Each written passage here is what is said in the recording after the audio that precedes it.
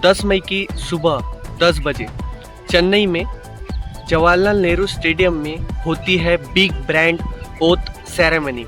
और उस oath ceremony के जो मुख्य किरदार होते हैं वो होते हैं एक्टर विजय, जो ऑफिशियली चीफ मिनिस्टर की शपथ लेते हैं। और उस ओथ सेरेमनी में शामिल होने के लिए स्पेशली राहुल गांधी जी चेन्नई के एयरपोर्ट से आते हैं और उस कार्यक्रम में उपस्थित होकर कहीं ना कहीं एक्टर विजय का मनोबल बनाते हैं, उनको बहुमत के आंकड़े तक पहुंचाते हैं। क्योंकि टीवी के 108 सीट जीतकर सबसे बड़ी पार्टी बनती है, लेकिन बहुमत का आंकड़ा होता है 118। उसमें 5 विधायक कांग्रेस के शामिल होते हैं, IUML और ऐसे छोटे दलों से स्पेशली राहुल गांधी जी बात करते हैं और बात करके कहीं ना कहीं एक्टर विजय को 121 सीट मतलब 3 सीट ज़्यादा बहुमत से इस आंकड़े तक पहुंचाते हैं। और उनकी ओथ सेरेमनी में शामिल होकर कहीं ना कहीं उनका मनोबल बढ़ाने का काम करते हैं राहुल गांधी। वो पल भी देखिए आप जब राहुल गांधी जी और एक्टर विजय साथ में स्टेज शेयर करते हैं और एक अलग ही तरह का माहौल क्रिएट हो जाता है। यकीनी तौर पर नींदें उड़ चुकी है इस मोमेंट के बाद बीजेपी की, क्योंकि तमिलनाडु कहीं ना कहीं एक बड़ा राष्ट्र था और बीजेपी उस पर शासन कभी नहीं कर सकती, ये राहुल गांधी जी का दावा था। और कहीं ना कहीं राहुल गांधी जी उस बात को निभाते नजर आए और बीजेपी को किसी भी हालत में तमिलनाडु में एंटर करने का चांस दिया ही नहीं।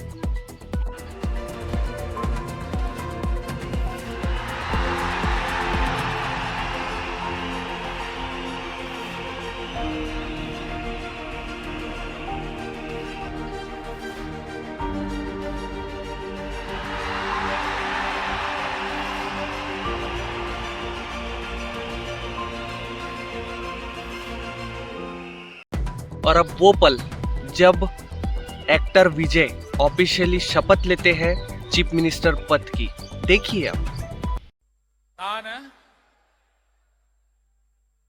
सी जोसेफ विजय एनुम नान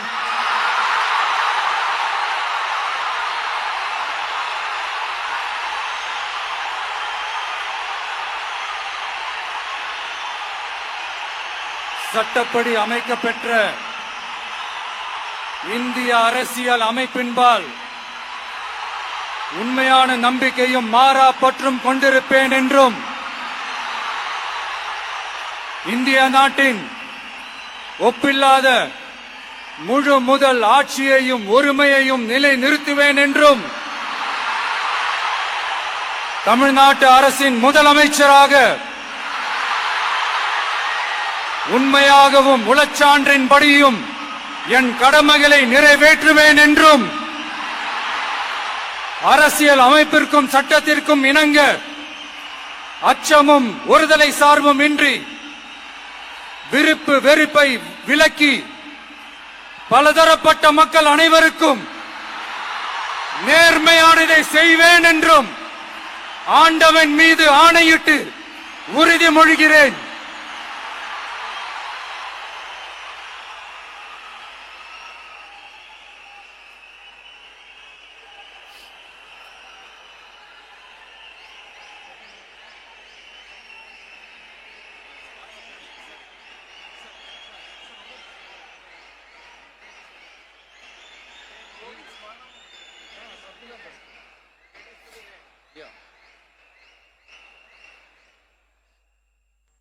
சி ஜோசப் விஜய் எனும் நான்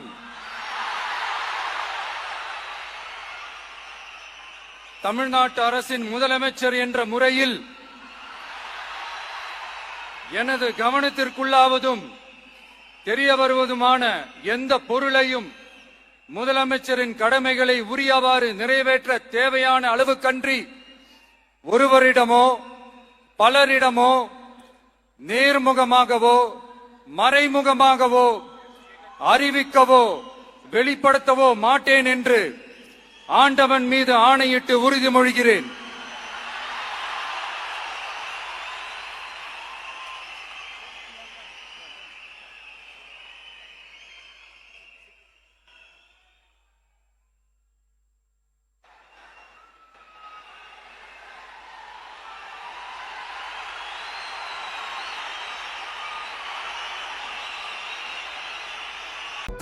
शपथ समारोह होने के बाद एक्टर विजय राहुल गांधी जी को देखिए कैसे भाई बोलते हैं, भाई बोलकर पुकारते हैं। காங்கிரஸ் பேரியக்கத்தின் தலைவர் மதிப்புக்குரிய திரு மல்லிகார்ஜுன் கார்கே அவர்களே, பாராளுமன்ற எதிர்க்கட்சி தலைவர் மதிப்புக்குரிய மை பிரதர் திரு ராகுல் காந்தி அவர்கள், காங்கிரஸ் கட்சியின் பொதுச் செயலாளர் மதிப்புக்குரிய திரு கே.சி. வேணுகோபால் அவர்கள்,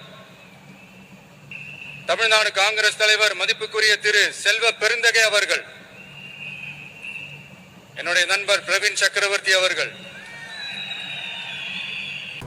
एक मज़ेदार मोमेंट, सेल्फी मोमेंट भी देखने मिला, जहां एक्टर विजय समस्त स्टेज पर उपस्थित लोगों के साथ एक सेल्फी वीडियो बनाते हैं।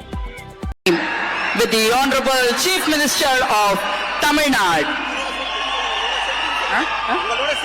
உங்க கூட செல்ஃபி, நம்ம கூட செல்ஃபி.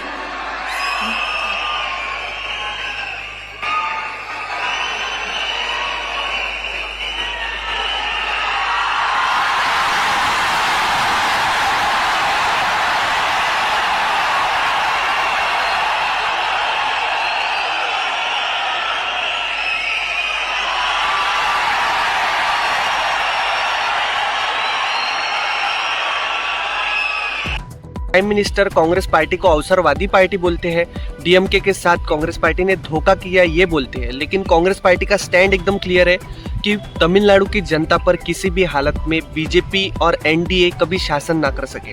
अब उसके लिए राहुल गांधी जी जितना हो सके उतना प्रयास करते हैं और वही प्रयास आज सफल हुआ, ये बात डीएमके भी समझ सकती है। डीएमके को भी पता है कि यदि बीजेपी शासन में आ गई तो कहीं ना कहीं तमिलनाडु भी हाथ से निकल जाएगा, यदि कीचड़ फैल गया तो कमल तो खिलना ही है। ये बात, ये थॉट प्रोसेस डीएमके भी समझता है और राहुल गांधी जी का थॉट एकदम क्लियर है कि किसी भी हालत में तमिलनाडु की जनता पर कभी बीजेपी राज ना कर सके, ये राहुल गांधी जी का थॉट है। अब आपको क्या लगता है दोस्तों, कमेंट करके मुझे अपनी राय बताइए। धन्यवाद।